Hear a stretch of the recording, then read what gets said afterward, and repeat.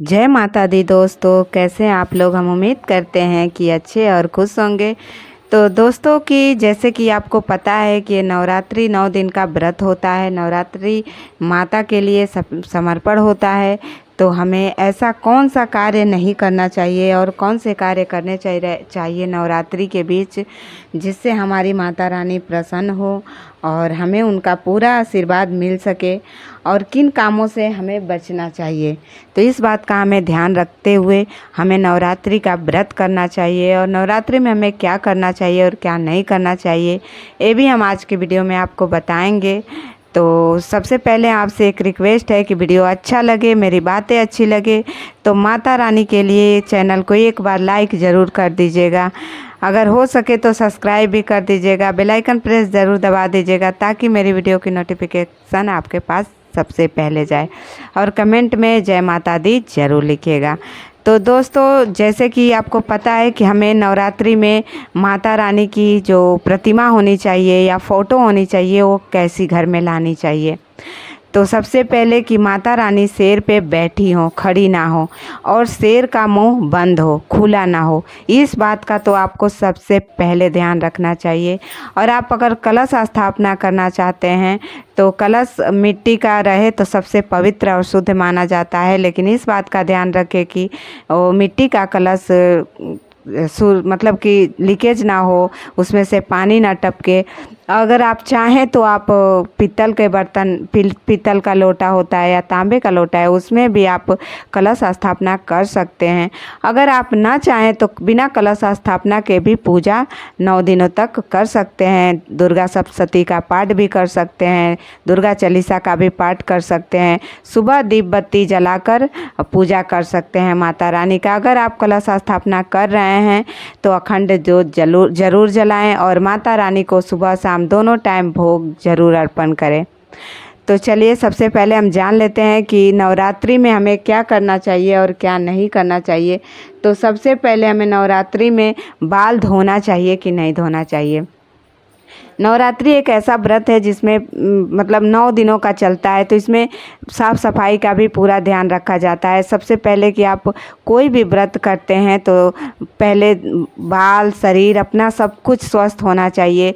इस नवरात्रि में हमें 9 दिन के लिए बहुत सारी चीज़ों से बचना चाहिए, बहुत सारी चीज़ हमें नहीं करनी चाहिए।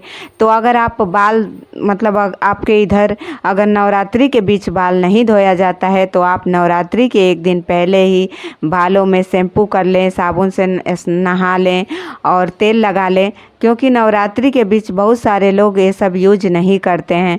क्योंकि जो साबुन आता है उसमें बहुत सारी ऐसी चीज़ें होती है जो हमें व्रत में नहीं यूज किया जाता है। तो पहले के ज़माने में मुल्तानी मिट्टी ये सब यूज किया जाता था, उसी के जगह पे हम आज के समय में साबुन यूज करते हैं। तो अगर आप चाहते हैं कि मतलब आप साबुन शैम्पू यूज ना करें, नवरात्र 9 दिन का व्रत कर रहे हैं, तब तो कोशिश करें कि ना करें। लेकिन गर्मी का मौसम है तो अपने शरीर को भी साफ़ सुथरा रखना ज़रूरी है। तो आप चाहें तो उपटन का भी प्रयोग कर सकते हैं, और चाहे तो मतलब बाल धोना वर्जित नहीं है कि बाल नहीं धोया जाता है, आप बाल धो सकते हैं नवरात्रि के बीच में। अगली चीज़ क्या है, नवरात्रि 9 दिन यह कुछ ऐसे कार्य होते हैं जो हमें भूलकर भी नहीं करने चाहिए। माँ दुर्गा के 9 दिवसीय नवरात्रि व्रत संयम और अनुशासन की मांग करते हैं। देवी माँ को प्रसन्न करना है तो हमें कुछ कामों से बचकर रहें। पहला क्या है कि व्रत रखने वाले को दाढ़ी, मूछ, बाल नहीं कटवाने चाहिए, चाहे स्त्री हो या पुरुष हो। 9 दिनों तक नाखून नहीं काटने चाहिए। अगर आप अखंड ज्योति जला रहे हैं तो इन दिनों पर खाली छोड़कर नहीं जाना चाहिए। खाने में प्याज, लहसुन और नॉन वेज का मतलब प्रयोग न करें, शुद्ध और सात्विक भोजन करें। 9 दिन का व्रत रखने वाले को गंदे और बिना धुले कपड़े नहीं पहनने चाहिए। व्रत रखने वाले लोगों को बेल्ट, चप्पल, जूते, बैग जैसी चमड़े की चीज़ों का इस्तेमाल नहीं करना चाहिए। व्रत रखने वाले को 9 दिन तक नींबू नहीं काटने चाहिए। और अगली बात क्या है, व्रत में 9 दिनों तक खाने में अनाज और नमक का सेवन नहीं करना चाहिए। अगर आप 9 दिन का व्रत करते हैं तो, अगर आप नहीं करते हैं तो कोई बात नहीं है। विष्णु पुराण के अनुसार नवरात्रि व्रत के समय दिन में सोया भी नहीं जाता है और फलाहार एक ही जगह पर बैठकर करना चाहिए अगर आप 9 दिन का व्रत करते हैं तो। व्रत में दुर्गा चालीसा का मंत्र, सप्तशती का पाठ, दुर्गा चालीसा, ये सब चीज़ें पढ़ा जाता है। इससे आप पाठ का फल कर सकते हैं। और आप चाहें तो मतलब कि आप चाहें तो डेली सप्तशती का पाठ करें, दुर्गा चालीसा का पाठ करें, माता रानी का आरती करें। और कई लोग भूख मिटाने के लिए तंबाकू चबाते हैं। यह गलती व्रत के दौरान बिल्कुल ना करें। अगर आप ऐसा करते हैं तो आपका व्रत खंडित हो जाता है। तो इससे तो अच्छा है कि आप व्रत ही ना करें। तो अगर आप इन सब चीज़ों से बच नहीं सकते हैं तो आप इन सब चीज़ों का सेवन भी ना करें। और एक बात और सबसे ज़रूरी बात क्या है कि चाहे महिला हो या पुरुष हो, अगर आप व्रत कर रहे हैं तो शारीरिक संबंध बनाने से बचें। खुद को मतलब कि शुद्ध और सात्विक रखें। हमेशा नवरात्रि के समय में इन सब चीज़ों से बचना चाहिए हमें। अगर आप व्रत सिर्फ चढ़ती उतरती कर रहे हैं, पूरा 9 दिन का भी व्रत कर रहे हैं, पाठ कर रहे हैं, तो भी इन सब चीज़ों से आपको बचना चाहिए।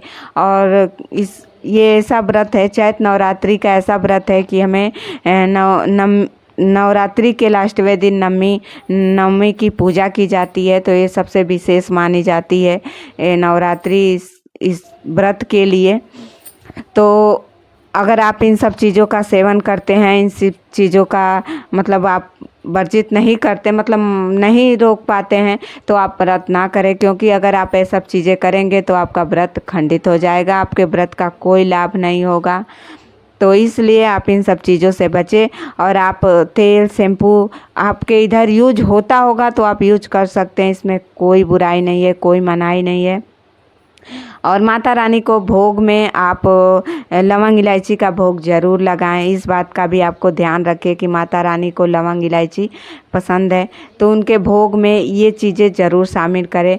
अगर आप भोग उनको 9 दिन का 9 प्रकार का भोग नहीं लगा पा रहे हैं तो मेवा, मिश्री, लवंग इलायची, इन सब चीज़ों का, बतासा, लक्षीदाना, इन सब चीज़ों का भोग लगाएं। सुबह शाम भोग लगाना चाहिए। और अगर आप अखंड जोत जला रहे हैं तो उस पे ध्यान देना चाहिए आपको। अगर आप अखंड जोत नहीं जला रहे हैं तो सुबह शाम दिया बाती ज़रूर करें। अपने घर में कपूर से ही आरती करें।